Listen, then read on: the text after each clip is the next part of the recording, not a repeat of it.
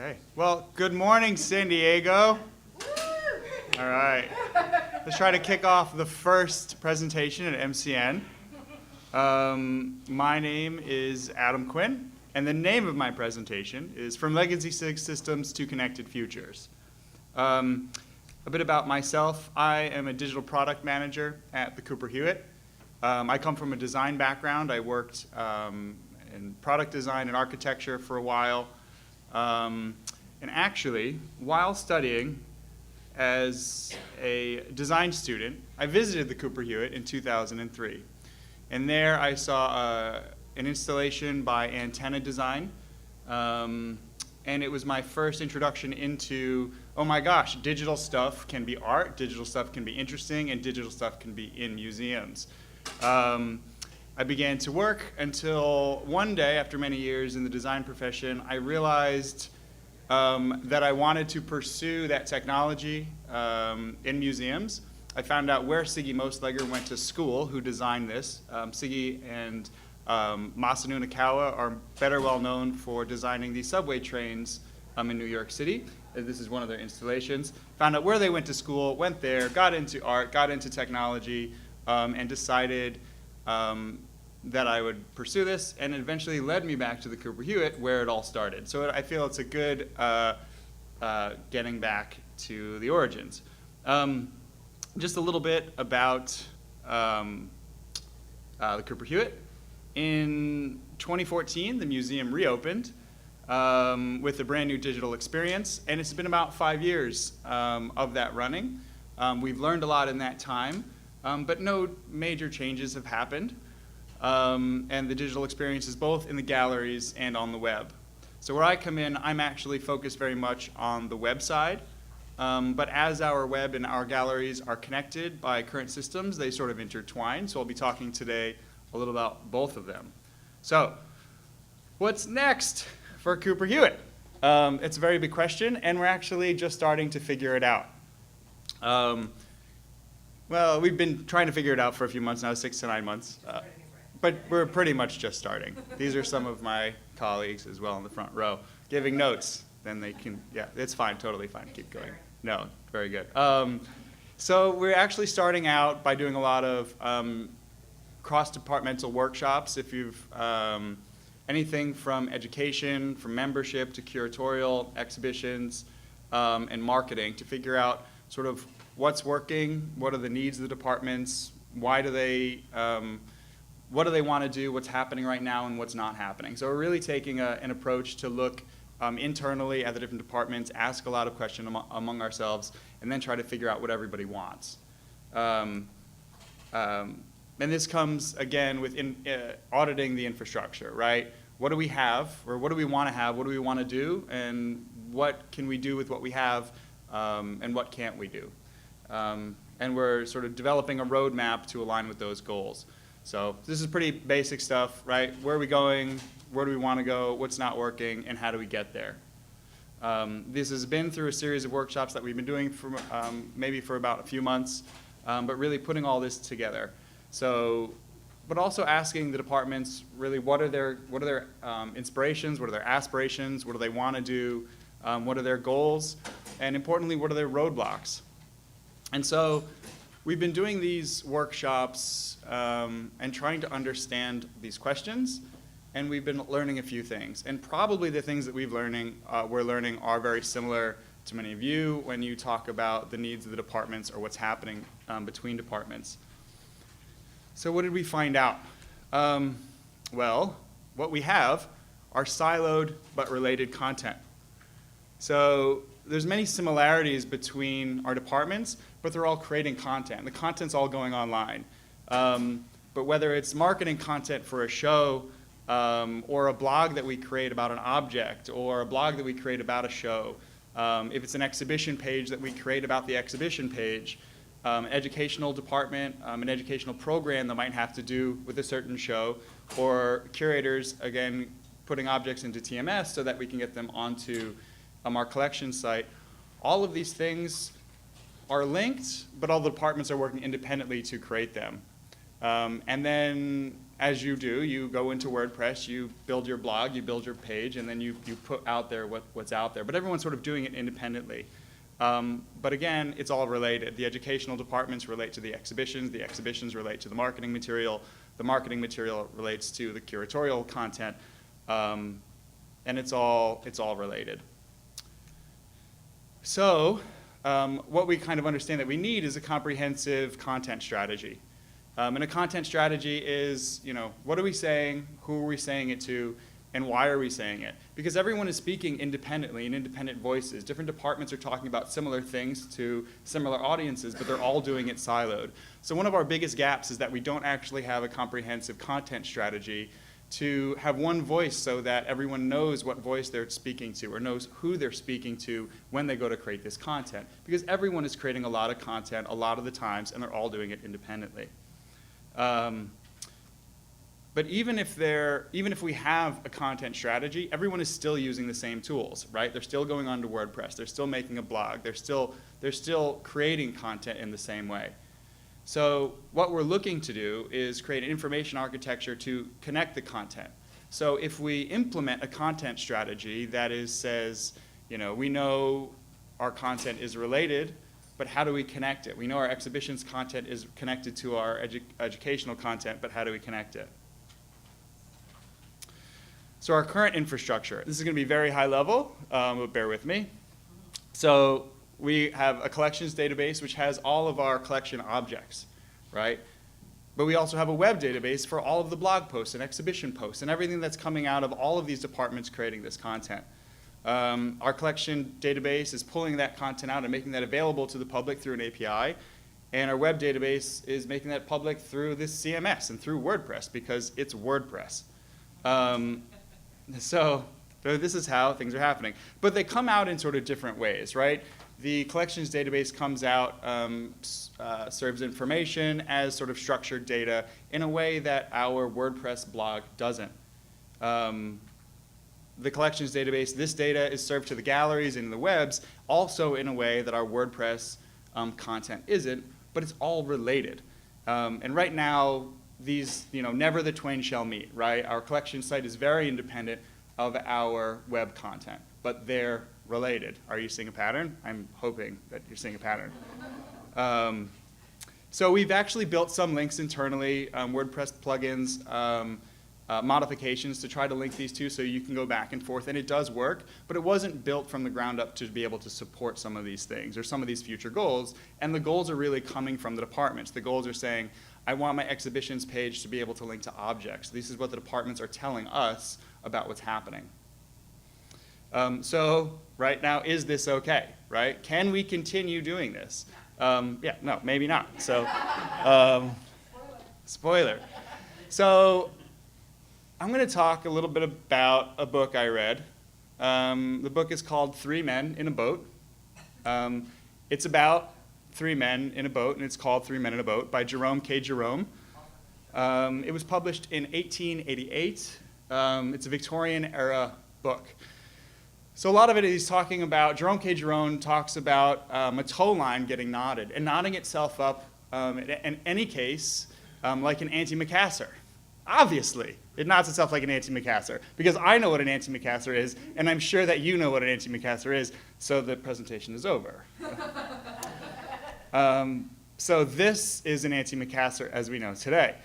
I don't know whether this is meant to keep the chair off of your head or your head off of the chair, but these things exist in the world. But they also exist in our collection. So when a curator talks about an antimacassar, they have TMS, and they have certain fields, and they talk about an antimacassar in the ways that you would implement them in whatever collections information system. So this says, this is an antimacassar. It is dated 20th century, and we acquired it in 1974. Its medium is linen, and its technique is a patchwork of techniques. Needlework on knotted net. Jerome K. Jerome was right about that. Bobbin and needle lace. It is part of the textiles department, and this is how big it is. And this is what the curators are giving us, right? Because they have a certain amount of fields in our collections managers, and they fill them in, and there you go. You have your object, and it's on the collection system. But an antimacassar, in reality, has more to do with this guy, or rather his head, or rather the oil that's in his head. The oil itself comes from the port of Makassar in Indonesia, from a plant, I don't know how to pronounce this, the Schleich oleus plant. If anyone knows how, please correct me. And it was created into a product called Roland's Makassar oil. The product became so popular that people had to create something, a product, to protect their furniture from the oil, called an anti-Macassar. It was one of the first advertised products ever to be advertised. It's a Victorian ever poster. Thomas Rowlandson, a famous political cartoonist, even talked about Macassar oil. He's pouring it on this guy's head. He's bald. I don't know. Maybe it cures baldness. Thomas Rowlandson, very popular at the time, even got in on the party. Alexander Roland, son of Alexander Roland, wrote the book, an historical, philosophical, and practical essay on the human hair, combining a full and copious description of its growth, analysis of its various properties, the causes of its varied colors with a U, elucidation of the different disorders to which it is subject, and the best means of eradicating those diseases, and mentions Macassar oil about 100 times. Macassar oil is also mentioned in Through the Looking Glass by Lewis Carroll, as the White Knight claims to have discovered its ingredients. Right, so this was a very, very popular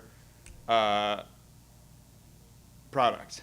But when you get to our collections page, you get, it is dated 20th century, it's patchwork of techniques, and you don't get the story. So what can we do about it? I'm going to put a stake in the ground and say that stories are precious. And the stories about objects are as precious and need to be treated as precious as the collections themselves. So this is Willie Smith. He was a designer who passed away in 1987, one of the first African-American designers in the country, produced a lot of clothes, but you may remember him from Willie Wear, those really baggy pants that you may have bought in the 1980s and 90s. That is Willie Smith, and that is part of his legacy. But a lot of his legacy is actually missing because he was forgotten. So right now we are asking the public to submit content to us to fill in the blanks, right? We're trying to fill out this man's story because a lot of it was lost. But we have an actual and a very real problem. When we get that content that fills out Willie Smith's story, what do we do with it, right? We can't put it in our collections because it's not really collection stuff. When we told registrars about this, there's like, no, too much stuff. We don't want to touch it. What are we going to do about this? We can't really put it in our dams because it's not really dams material. It's not archival stuff. It's not high-res photos of collection objects, so it doesn't really sit in dams. So what do we do? Right? We have a real problem of what to do with this content because we're putting a show together for the first time about somebody who basically went unknown, and we have nowhere to put the content in anywhere that's meaningful or anywhere that will last.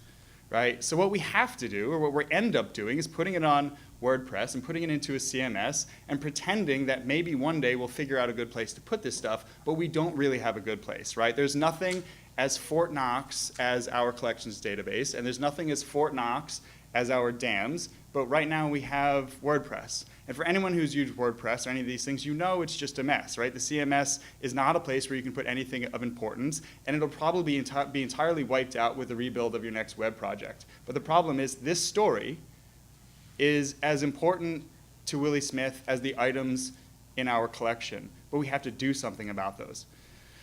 So on the left, obviously, is our collection items, and on the right is on a pedestal in our collection, and on the right is the house of cards in which we are building Willie Smith's story forever to fall down.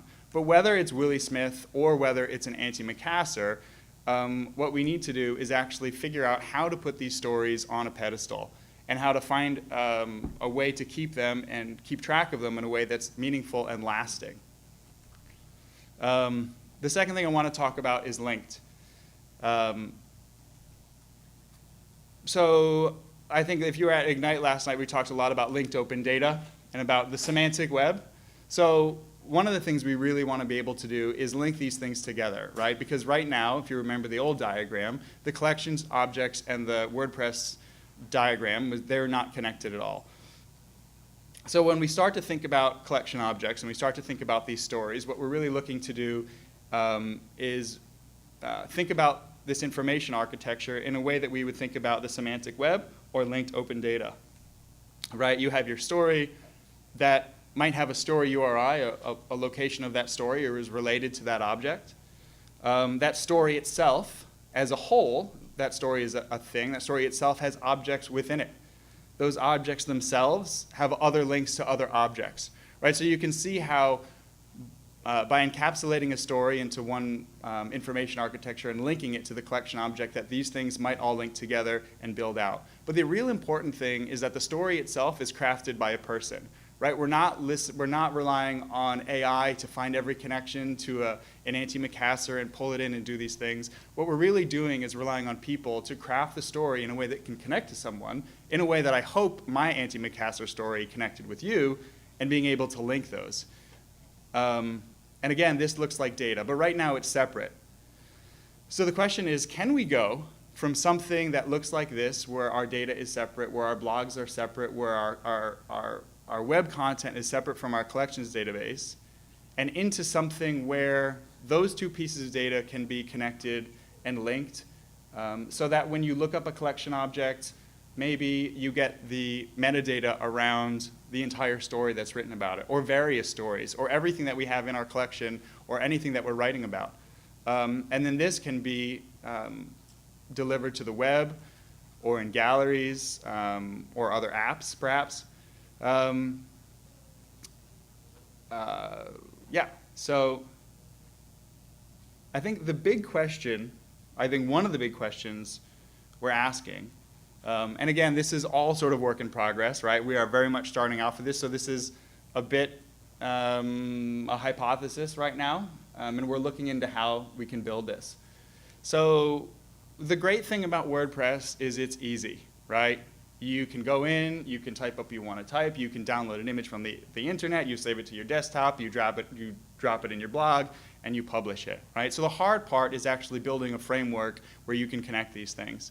So can we build a tool to develop narratives with built-in semantic web standards and enable this type of storytelling? And then can we leverage these links, link stories with machine learning and AI to create more robust and human-centered discovery methods, right? So you're starting with something that's created by a person that's emotionally engaging, but that also has all these other great connections to it because we built it that way from the beginning.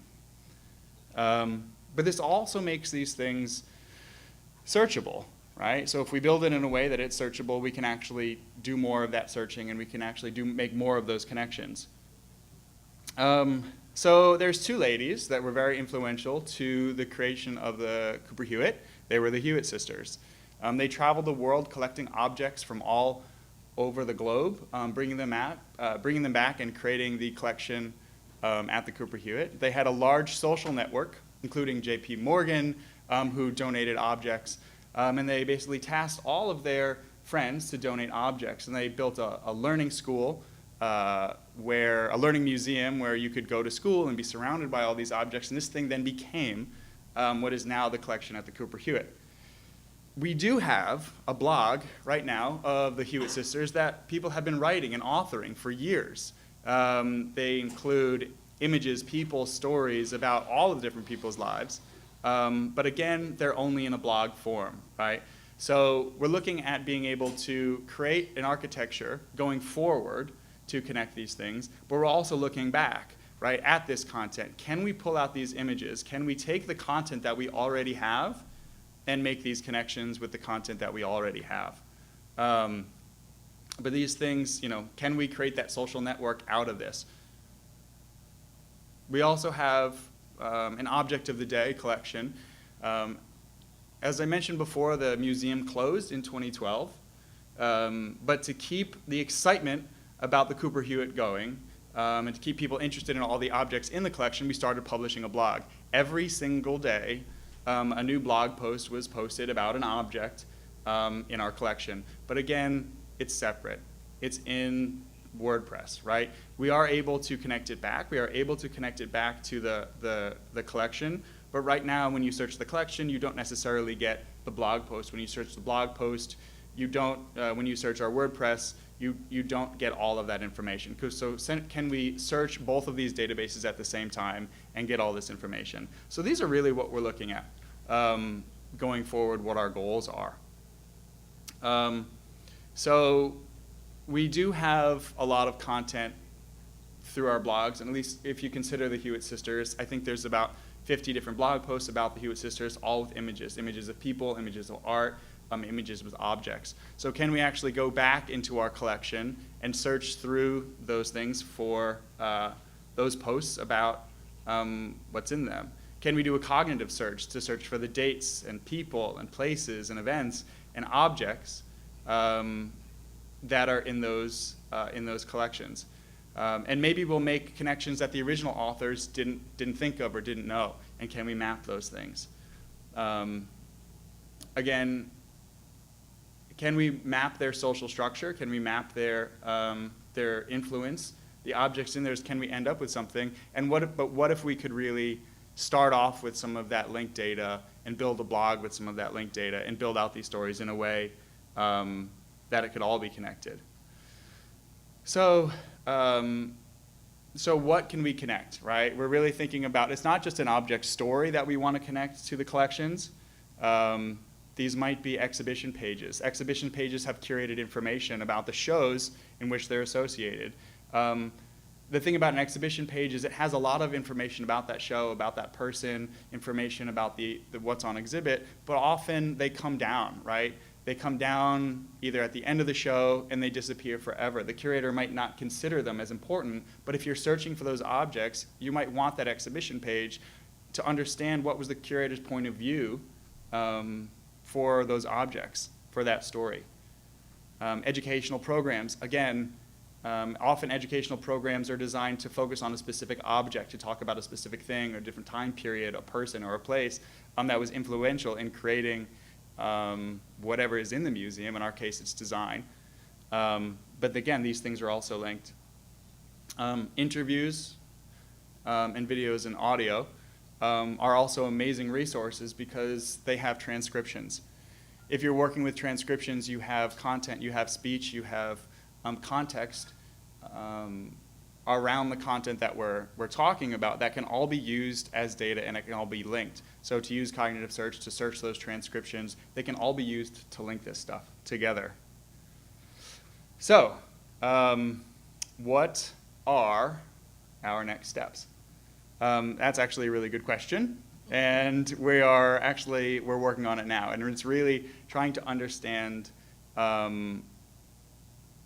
what an information architecture might be to actually build this out in a way that it can work for us, but also not for us because going back to the beginning, talking about everyone creating the content, every department is going to be creating the content. We don't see that changing, right? That's everybody's mode of working. And so we're really trying to understand if they're going to be working in a future way, how can we support the ways in which people are creating content so that we can link it together in the future. So in short, if you take relatable stories like the antimacassar and you connect it with linked information architecture in some way, you really end up with an emotional connections with deep semantic connections. And it's not so much about just those deep semantic connections. It's not about, the great semantic web where everything is linked and everything is, you're asking a museum visitor to just like dive into a web of content. You're really crafting an emotional story to make a connection with the visitor to the website or into the galleries. And then from there, now that you've got them hooked, these stories that you're telling can actually bring them into deeper parts of the collection, into deeper stories, into other objects, and deeper into the museum experience. So where are we? We're between being precious, linked, and searchable in the scope of where we are. We're like sort of right about here. We know that they're precious. We've made that stake in the ground, and we've decided that we want to make them precious. But we're actually in the process of a little research and discovery on how to do the things that we want to do, right? So this is all great, and I can sit up here and talk about it, but to make it is a whole other thing. So that's what we're looking to do. Could be headless CMS. I don't know. We can throw around some jargon around how to map all these things together. But that's where we are, and that's what we're looking to do. So it's a work in progress, which means if you have any ideas as to how to do this, I'm all ears. And I'd really love your feedback or to collaborate somehow on making this possible, or for joining into a discussion about how to do these things going forward. So I am Adam Quinn. That is my handle. I am Adam Quinn. And my email, which is not that. But looking forward to getting in touch with any or all of you in the future about how to do this. Are there any questions? Yes. How long it took us? I think about maybe 6 months. We really didn't know what we wanted. When we started off, it was just, let's ask everybody some questions, right? We didn't start off coming up with this. It wasn't like we wanted to do this. But it was a workshop. You know, it was really, the workshops were focused on, okay, what do people want? What are they looking for? What do they want to do? And after a while, we just heard the same thing over and over and over, that everyone was looking for a content strategy, so they knew why they were doing what they were doing. They wanted to know who they were talking to. But also everybody realized that all these things were connected. And that wouldn't it be great if we could have an exhibition page that had all this stuff? And wouldn't it be great if on our blog post it could connect to the exhibition page in a way? And we're doing a lot of those things manually now, right? We're building, we have some frameworks online that is connecting some of our blog posts to an exhibition channel, connecting them to an exhibition page. But they're only linked in a way that is sort of afforded by our WordPress framework, and perhaps we can work with WordPress to do some of these things in the future, but it's the goal, right? So if that's the goal, maybe it is WordPress. Maybe we just build on what we have, but we're sort of in that discovery phase of, okay, can we build on what we have, or do we have to, start over? Do we need a different type of content management system? Does our API need to be looking at some of this other content in a way that it can relate this content? If it is going to relate to this content, what would it have to do going forward? So we're starting with those questions that are coming out from our departments, and then we're looking at, okay, what do we have to build to actually really make that stuff happen? Cool. Yes? I mean, you might not have gotten to this in the process, but at this point, do you see yourself creating the technology in-house or outsourcing some of its development or something like that? Well, we are considering it. I mean, we're definitely going to need consulting on it. So one way or the other, we're going to want consulting. I don't think we have enough in-house resources to solve this on our own, definitely. Whoever either builds this, it might be outsourced, but I'd like it to be done in a way that it is collaborative, right? So it's not we deliver an RFP and somebody goes and builds a thing. It's actually coming in and prototyping and testing this stuff. Because it has been so collaborative with the different departments up to this point, I'd really like it to stay that way going forward. Yeah. Yeah. So where in this discussion would it be that you talk about how would you do it for online experience, stories, enhanced visitor? That's great. Yeah. I think that we have a presentation on Friday that Carolyn and Rachel are going to be talking about, the Interaction Lab. We'll be talking all about interactions in the gallery, so you can go to that. It's Friday morning at 10:15. So definitely go to that if you want to hear more about that. But I think these things are linked, right? So, right now, our collections is linked into the galleries. They're fed onto giant tables. You can use a pen to collect these things and do these things. The visitors are very entwined with what's happening. But we want to see, like, okay, if stories are delivered online, are you just getting objects, or are you able to see, like, it's not just online, it's sort of anything digital, right? So our hope is that, we can build stories that are interesting enough, or interactions that are interesting enough that they can be viewed online. We are still trying to understand the data around first-time visitors, whether they visit the website first or whether they visit after. So we're actually trying to collect that data so we understand it. But right now, honestly, I don't have a great answer as to, is this a pre-visit thing? Is it a post-visit thing? Or is it just, we're going to build this thing because we think we can create great experiences and narratives for visitors through a content strategy, right? I'm going to create a story for a specific type of visitor, whether it's a kid, whether it's a design student, whether it's a design professional or a first-time visitor. I'm going to design a story for them and hope that the story I create pulls them into the rest of the collection. Because I was not a museum person, right? I was a design person. I didn't know that museums had collections, right? In my previous days of being an ignorant designer, I didn't realize that the Cooper Hewitt did have 210,000 objects. And I'm not unlike most museum visitors. And so this is coming out of what do we do for those 90% of people who don't know that a museum has thousands and thousands of objects or millions of objects in a collection? How do we deliver them stories in a way that engages them and then make those stories open up the world to the rest of the collection in a way that is interesting to them? So after learning about the antimacassar, maybe you want to visit the textiles department to realize that we have one of the largest textiles departments in the world. We have one of the largest and best textiles collections, out there. But if you just saw an antimacassar, you'd be like, okay, this weird thing, I don't know what it is. But hopefully after the story, you'd say, okay, that's pretty cool. What else do you got? So, yeah. In the back. I wonder if internally you've encountered any roadblocks or culture challenges with the idea of bringing in, if I have to read this correctly, non-curatorial voices into the object page or more layered content into the object page, which is typically the sort of curatorial domain. Oh yeah, that's How do totally. you handle that? No, we're totally stepping on toes. But yeah, I mean, I think that, well, I think that part of this is my view. My own personal view is that the curators, they're in part overseeing a database of objects. They're not inherently storytellers. So if they are talking about an object, they are totally doing all of their jobs to, some of them are storytellers, some of them are librarians. They are not necessarily always there to tell stories, although some of them are good at it. I think that there's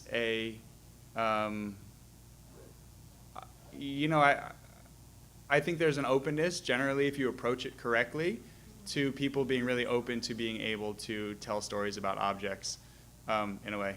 Yes, Aaron? Yeah, I think it's important to recognize the distinction between curatorial and registration. Yes. A lot of what you pointed out around the structured data that comes out of the database and you don't have a lot to work with is true. And crafting narrative is important. But that's what curators do. That's what they've always done. They do it in a very specific language. And part of the problem is that data exists in 10,000 Word documents scattered halfway across the world, and who knows where they are. Yeah. But to say that curators aren't telling stories, I think does them a serious disservice. Yeah, I mean, when they're putting together a show, definitely, or trying to talk about these objects. And maybe you can't tell an amazing story about every single object in the collection. Yeah, but I do understand the question of, is it going to be stepping on someone's toes for someone else to come in and tell stories about objects? And I think that's a really important question and a really good distinction to ask, because right now our curators are, they have a lot to do, so creating these stories might not be the greatest thing to do for them or use of their time, but we are looking to, really focus on interpretation. So go back to that content strategy and focus on interpretation. So if we are having a show, what are the objects that are going to be the best objects to talk about? And maybe you are working with a curator and a storyteller, someone who's involved in narrative, to tell the story about that object in a way that isn't just in TMS, in a way that isn't there. So I hope for the future that it'll be seamless, but I can't promise that it'll be the most seamless. Yeah? Adam, we work with the same problem at my museum, and I work at a museum with a lot of user-generated content. There's clear reasons our collection staff don't want us to put any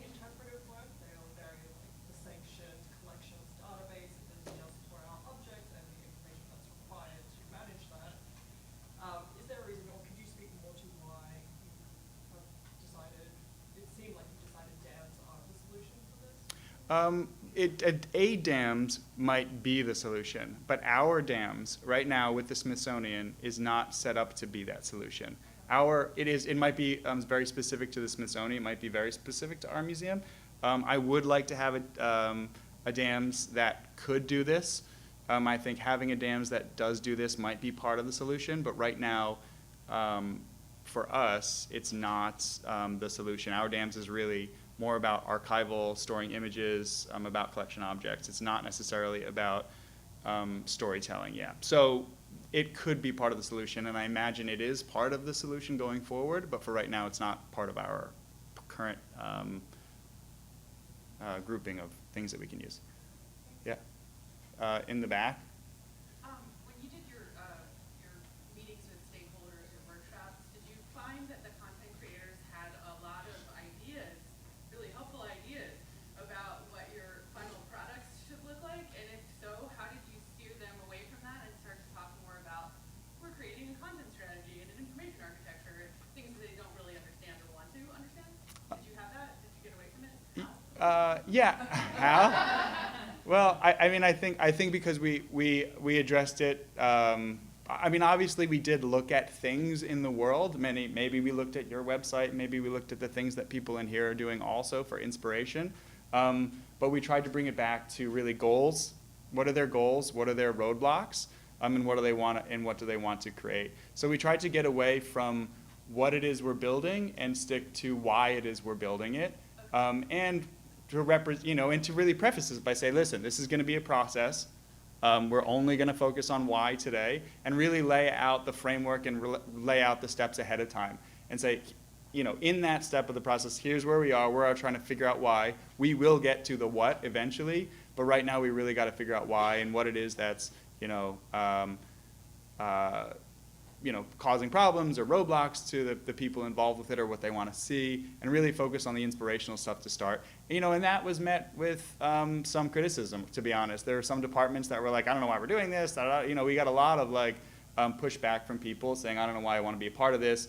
There's going to be a design company that's going to come in 6 months anyway and redo this, so you're just wasting our time. I got a lot of that, and so not a lot, but select. There's some prickly people every now and again, but you just work through it and keep going and try to be positive and try to get as much as you can and make as many connections as you can. And it wasn't easy. It's not always easy. You sometimes got to deal with a little verbal slack. But other than that, it was mostly positive. I think most people were receptive. Yeah. Yes. So objects are unique as stories are created, and then they can be created further in the future. So in your framework, are you addressing your own story?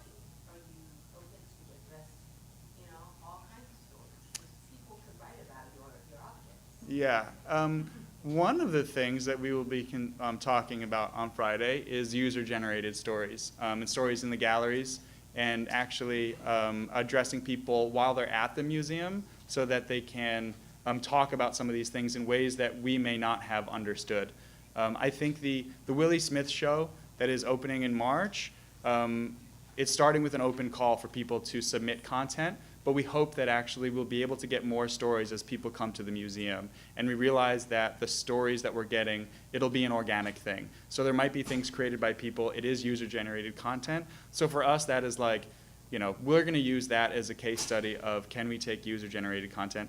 And to be honest, right now, the only place that we can really put it is the web, right? We don't have this thing. We don't have a way to connect it, but we're thinking about it in a way, okay, if we were to do this again and we had an ideal structure, how could we do this? If we had something that was better than our dams, how could we do it? And what would we want and what would be the requirements for that? And using that show and this process as a way to say, okay, what are the requirements going forward so that if we were to do this again or in the future, because I'm guessing we're going to be doing a show that's going to have user-generated content in the future eventually, so what might that be? As to, how do we connect it to your blog or something else, I don't have that. Haven't really considered that. So, but for right now, we're thinking this more as an internal thing, but it could eventually be an external thing, or I don't know. Yeah. Yes. So we are in the second year now of an IMLS grant at the Virginia University Art Museum, and I've been working with our applications developer to build Yes. content. So we've been using Strapi, and we're in the process of building that out. That's great to know. So, anyways. Come up and talk to me after. That would be great. All right, this conference is working out.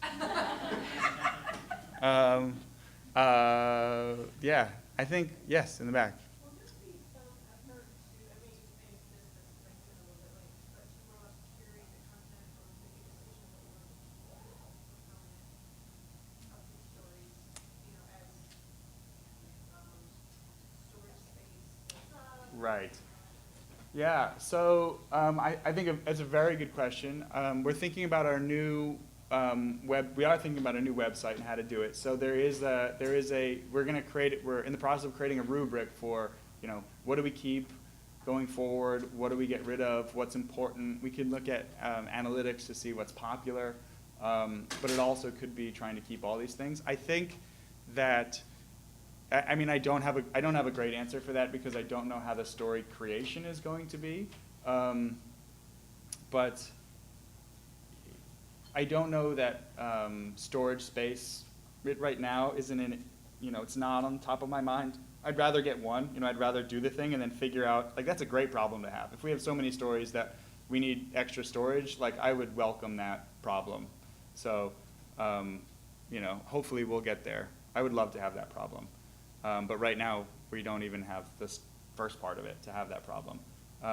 But there is definitely going to be a process, or is now a process of looking at the content that we already have, looking through those blog posts, looking through all that things, and what do we keep, what have we created over the last few years, and what do we take forward with us, because it'll have to be reformatted, a lot of changes might have to be made to it, so we're going to have to go through the process to understand what it is we have and what it is we want to keep and what's valuable. But that's a huge task that I'm kind of dreading. Yeah. Any more? Great. Well, thank you very much.